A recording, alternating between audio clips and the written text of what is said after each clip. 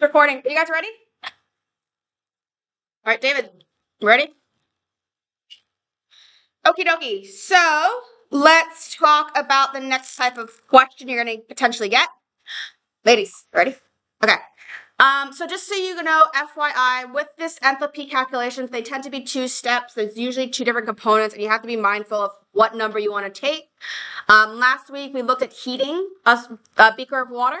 So like you had some sort of fuel that you were burning, and that fuel is being that heat from that burning of the fuel is being transferred to water, and you're using heat capacity of water to do some calculations. Same thing's going to happen here. You are using the heat capacity of water as part of your calculation, but the difference is in this case, you're not heating the water, you're doing some sort of experiment. So this comes in one of 2 versions. The first version is dissolving an ionic solid into water and then measuring its temperature change. The second version is a neutralization reaction where you're mixing an acid and a base together and then measuring the temperature change of that neutralization reaction. This one down here, the dissolving of substances into water, that one's more likely to occur than the neutralization one. I had to go back and look through the archives, and the only neutralization question I could find was from 2013. So it's like over 10 years ago when they last did a neutralization-based question, but the SciPad does have a lot of those questions there. And also looking at the mock exams, they very commonly did neutralization questions for this. So that's what I picked for your, your CPR quiz today, because I couldn't find one that was on dissolving. So more likely you're going to get something on dissolving, but just in case, they might also do the neutralization one. These 2 I paired together because they are both similar in a sense that they're both dealing with solutions, and they're not dealing with heating of water. So that's why I paired them up. And I'm kind of hoping if you did the stuff from last week, you should learn these guys a little bit faster. Cool. So first bit of this question is something we're going to hold on to for tomorrow. I don't want to start on this one because this requires me talking about entropy and also Gibbs free energy. And that's going to be the last section of our thermochemistry stuff. So just hold off on this. Make sure you don't lose this piece of paper because I will use this tomorrow. What I do want to talk about, though, is this calculation question and walk you guys through this. I can't remember the one I showed you guys last week went up to excellence. I think it did, and I can't remember if this one does go up to excellence or not. We'll see on the marking schedule. All right. So what we are talking about here is dissolving of a substance. Again, you have to be mindful of when you're going through this that it can get a little bit tricky, and it can get a little bit, it can get a little bit complicated. So we got to make sure that we're using the right numbers for the right things. So they are talking about potassium nitrate dissolved into water, and they have a temperature decrease of 21.3 to 14.2 degrees Celsius. I always like to do this whenever I'm doing any math-based calculations. I picked this up when I was doing physics when I was your age in high school because I really struggled with physics. And one of the only things I could do in physics was the math. And so I'm going to teach you the way that my teacher taught me how to do that because I think it's a useful trick. So what you do is you organize your knowns, you write down your unknowns, so you know what you're solving for, and then you write down what equations you need to do in order to do that working. Which reminds me, I should also pull up the resource sheet for level 3 chemistry. So you guys know what to access. There you go. So these are all the equations that they're going to give. There it is. These are all the equations they're going to give you. So this one up here is specifically for thermochemistry. This one down here is for aqueous, which we don't do that standard. So these are the ones we're going to try to grab. The mistake I made the other day, you guys wouldn't make because they actually give you the equation that I was trying to remember off the top of my head. So products minus reactors. No, I did it right for you guys. I did it wrong for my level 2s. So anyway. Let's jump into it and let's write down our knowns. So first thing that we have as our known is we have our temperature change. So my change in temperature is equal to 21.3 minus 14.2. So let's go ahead and start doing that math. So 21.3 minus 14.2. So there's a change in 7.1 degrees Celsius. So that's my first bit of information that I have. This one here says they want you to calculate the mass of the solid potassium nitrate that must dissolve to cause this temperature change. So actually, forgot to write. These are my knowns. So this is my list of knowns. My unknown So what I'm trying to solve for is the mass of the potassium nitrate. So that's my unknown. That's my big question mark. So what I'm trying to do is I'm trying to set up equations. So that's what we can solve for. Do you guys want me to close any of the blinds so you can see it okay? Let's it. I thought it was quite bright in here, actually.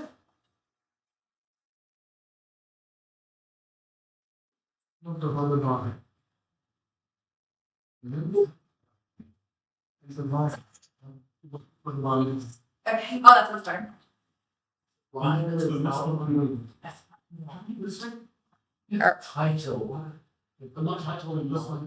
Are you guys okay? Yeah, there's two titles, knowns and unknowns. I just forgot to write knowns before I started writing my stuff down. Oh, we're not restarting the computer now. You can go away. Why is this so dark? Okay. They want you to calculate the mass of the potassium nitrate that must dissolve to cause this temperature change. Assume that the heat capacity of potassium nitrate solution is 4.18, which is the standard heat capacity for water.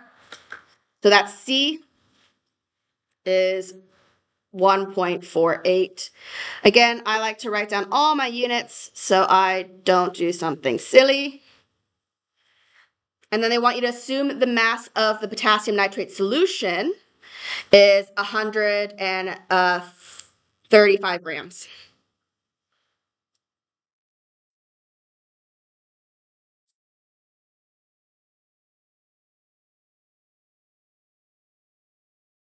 So that's the whole solution. So you got to be kind of mindful that this is the mass of the solution that we're measuring for temperature change. This is the mass of what's being dissolved. So with these questions, there are going to be two different masses. Same thing that you guys saw with the question we did last week with the burning of the fuel and the heating of the water. You have two different masses. You have to figure out which mass do you use in what situation. Are we okay with that so far? All right, these are going to be two-step calculations, so we have to be mindful of what we need to do for each step. So first off, the thing I want to keep in mind is I have been given certain bits of information. So I have this equation here, which is Q equals M times C times delta T. So Q is the temperature change of that reaction. M is the mass of what has changed temperature. C is the heat capacity of water. T is the temperature change. And then the other equation that you're going to be using for this is this guy over here, which is the enthalpy is equal to the negative Q value. So the temperature change divided by the moles needed for that reaction. So again, we need to keep in mind, we got to keep in mind which one we want to use in what order. And that's based on what we are given as information. So from the information that I've been given so far, I have a delta T, I have a C, and I have a mass. And this mass here is referring to the mass of the temperature change. So that is the correct mass that we want. So I can use this equation here to find my Q value. Once I have my Q value, I can work backwards and figure out this information over here. Is the theory. And also, I forgot to mention, we do have the delta H, which is from earlier in the question. It is over here. So delta H, because this is our dissolving of potassium nitrate, is endothermic, and that's 34.9. So let's write that down too.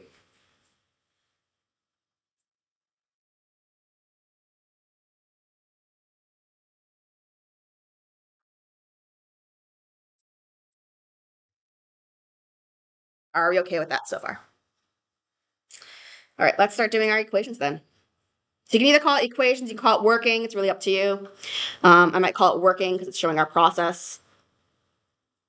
So first thing I need to use is that Q equation, because I see when I'm looking at this, if I wanted to jump into this equation here, Q and N are both unknown, so I can't use that guy. Do you understand that thought process? All right, and I know I need N because I want to figure out the mass of this potassium nitrate. So I can't use this equation until I know N, can't use this equation until I know Q, so that's why I'm going to this equation first. So we have Q is equal to M times C times delta T. So luckily I have all that information there. So Q equals my mass, which is 135 grams. Again, I like to put all my units, my units down so that way I can make sure everything cancels out correctly. I have my heat capacity of water, which is 4.18 joules per gram per degrees Celsius. And then I also have my temperature change, which is 7.1 degrees. All right, and then what I double check is to make sure things cancel. So grams are canceling out with grams. Celsius is canceling out with Celsius, and that's good because now I'm down to the joules, which is what I need. So we got 135 times 4.18 times 1.7. So I have my Q is equal to 4,006.53 joules.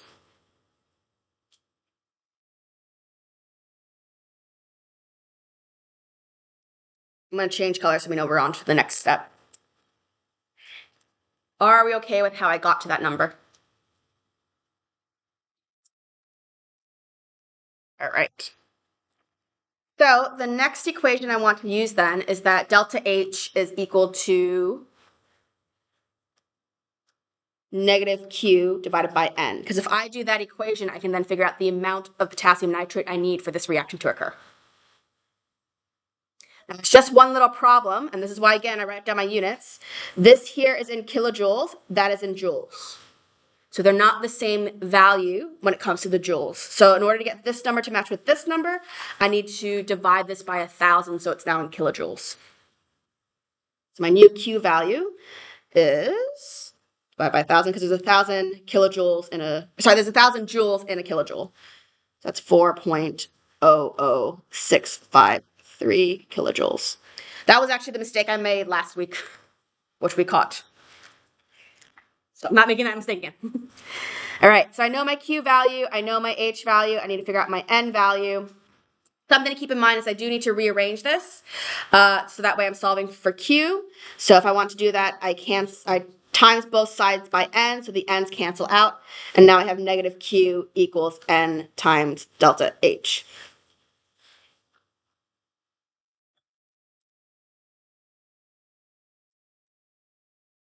And in fact, I should note that this is a negative value because it is decreasing in temperature, which is going to work out in my favor. Actually, no, I rearranged this the wrong way. Sorry. Should say instead, I should have it multiply by N on each side. The N's cancel out. Then I have N equals H divided by Q. So N equals delta H divided by negative Q. So I want to solve for N. Q. Are you okay with that? So Q divided by N, I need to do N times N times N, but the problem is I want N by itself, not Q. So I'm dividing this by H, so I get N by itself. I just forgot the second step. I did the first step correctly, and then I forgot the second step. Are we okay with that? Hayden, you're giving me a look like... So I wanted to get N by itself, so I did multiply N by both sides, or sorry, multiply both sides by N, so I moved the N over here because I didn't want it under the division sign. And then I've divided both sides by H, so that way now I have, oh my goodness, what am I doing? Negative Q divided by H. That's better.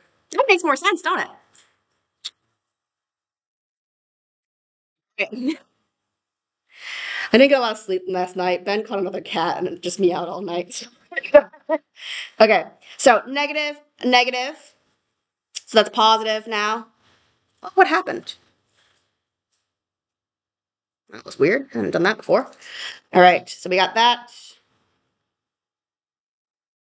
And then we're dividing it by this number here, 34.9 kilojoules per mole, which works out well because now my kilojoules are canceling out and I have per mole, so now I'm back to moles again.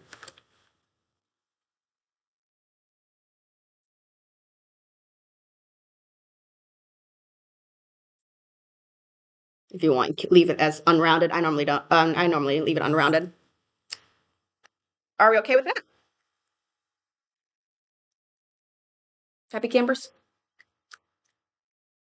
Again, it's a good way to idiot check yourself because if I had gotten that equation the wrong way around, things wouldn't cancel out properly. I would have it per mole instead of per mole, making it mole again.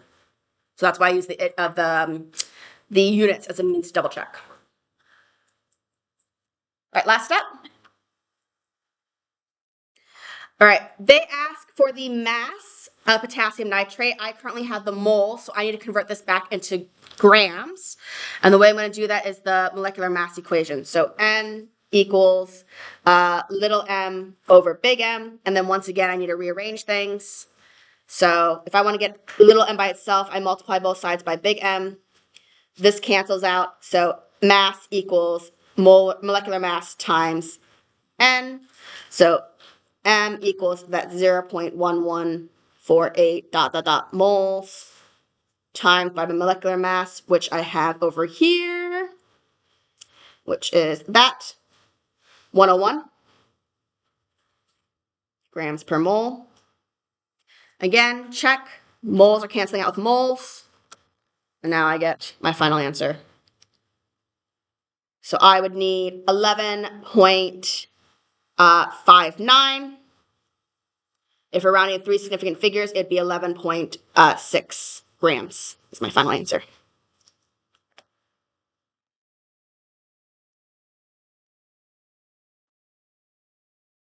Are we okay with that? So slightly different method to the one we saw on Friday, but similar idea. Just making sure you're grabbing your right numbers. And then we can check the marking schedule. But that number looks right. If the number looks funky, go back and double check your work, because that's what happened on Friday. All right, let's go find the marking schedule for that. Should hopefully be published. Chemistry. Enthalpy calculations. Mark schedule. And that was, I want to say question 1-3. Yeah, I got the right answer this time. So, just so you guys know how the points broke down, for the excellence, you got to get the correct answer for the mass of potassium nitrate, including the units and significant figures. They're willing to accept anywhere from 2 to 4 significant figures. I don't know where these numbers come from. This is just what they've decided. So my answer is fine. I would have gotten an excellence. If you did the correct process, but you made one error in your calculation, say, for example, you flipped the equation the wrong way, or, for example, you forgot to convert this joules into kilojoules, that would be considered one incorrect step, and that would drop you down to a merit. And then for the achieved, all you needed to do was one correct step of the calculation. So any one of those steps, you would have gotten an achieved point for it. So at least give it a go, get it started. There might be something that you realize that you need to do, and that shows that you can get the achieved. Questions, concerns, or comments? Yes. 1.067 for negative. Oh, so this is, I forgot to put this down as a negative because it's a decrease in temperature. So that negative carries through, and that's why it's a negative joules. And so since I had a negative Q value and a negative number, that cancels out to a positive. So that's why I dropped the negative there, which makes sense because we can't have negative moles. Cool. All right. Shall I show you guys the next one just so you can see the different variations of the same question? I won't work you guys through it. I figure you guys can probably give it a go. But I just want to show you how they do another solution question.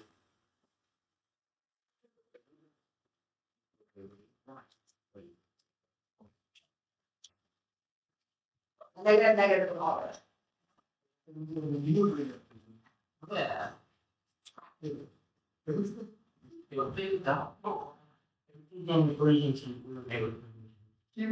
if you do basic algebra, you should be okay. Also, I feel like this is easier than like the physics calculations. Oh, hold on. Okay. So I just want to show this to you guys. I won't do the calculations, but I just want to show you a different variation of this. Like I said, the neutralization question is featured in this iPad. It's only come up on the past exams in 2013. I haven't seen it in any of the other ones. They rather do the dissolving question instead. But I have seen it on a lot of mock exams, so it's worthwhile to just do it just so you understand it. But it's pretty similar. So So in this case, you are mixing two solutions together and you are figuring out the neutralization of it calculation-wise. The one we just did was just dissolving an ionic solid into water. So some things to keep in mind is they're talking about mixing 25 milliliters of 1 molar hydrochloric acid and 25 milliliters of 1 molar ammonia solution. They should hopefully give you the equation. I don't know if they gave it somewhere else. But it should be pretty obvious that you're doing HCl plus ammonia NH3, and that's going to form NH4 plus, and then the chloride. Because basically, this hydrogen ion from the acid is going to neutralize the ammonia, which is a weak base. Sorry. So that's what the equation looks like there. So they basically want you to calculate the enthalpy for this neutralization reaction. One of the things you have to keep in mind, so all of these equations are going to have the mass of water or some sort of solution in all of them. So the first one we saw, it was heating of water, and the second one we saw, it was dissolving of an ionic solid into the water. Be mindful that when you're dissolving that ionic salt into the water, you're then adding mass to the whole solution as well. Does that make sense when I say that? In this case, the mass of the solution that's changing temperature is going to be 25 and 25 together. That's why they say the mass of the mixture is 50 grams. So keep that in mind when you're watching what you're doing. All right. They say the specific heat capacity of aqueous ammonium chloride is that. So you still have a C value that's the same. And they just want you guys to figure out the delta H. So the other thing to keep in mind when you're looking at this reaction is you have moles per liter, and they've given you a volume, so you can figure out the moles based on that. So the only thing that really changes in this reaction when you're doing your working is instead of using this equation here with mass and molecular mass and amount and moles, you're going to be using moles, concentration, and volume. That's the only thing that changes. So instead of using this guy, you're using this guy, and then basically everything else stays the same. Are we okay with that? All right. Just trying to think what else I have to say about that. So I won't answer this question because I think it'd be a good one for you guys just to give a go.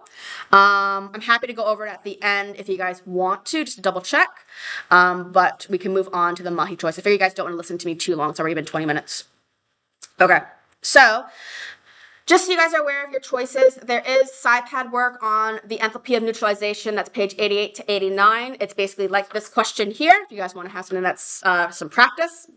But I do believe that if you're doing the math, you might as well do it on the exam style questions and not the NCA or not the SciPad ones, because the SciPad ones are probably a little bit simpler and more scaffolded. And I don't think it's all that helpful. It's not like you're learning theory; it's just math.